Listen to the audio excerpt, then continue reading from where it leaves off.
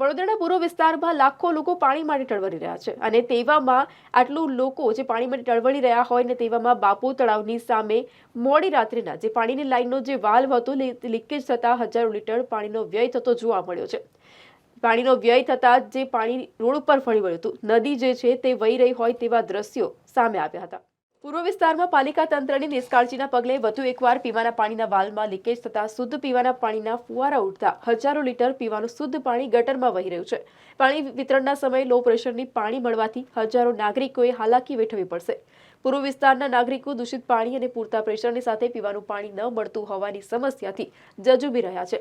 ત્યારે કોર્પોરેશન તંત્રની નિષ્કાળજીના કારણે વારંવાર પીવાના શુદ્ધ પાણીની લાઇનમાં ભંગાણ તેમજ વાલ્વમાં લીકેજ સર્જાતા હજારો લીટર શુદ્ધ પીવાના પાણીનો બગાડ થઈ રહ્યો છે। નિંદ્રાધીન તંત્ર દ્વારા તાત્કાલિક જ્યાં પાણીની લાઇનમાં સાથે જ વાલ્વમાં લીકેજના સમારકામની કામગીરી છે તે હાથ ધરી પૂર્વ વિસ્તારમાં પાણીની સમસ્યાનું નિરાકરણ લાવવાની સ્થાનિકો દ્વારા માંગ ઉઠવા પામી છે।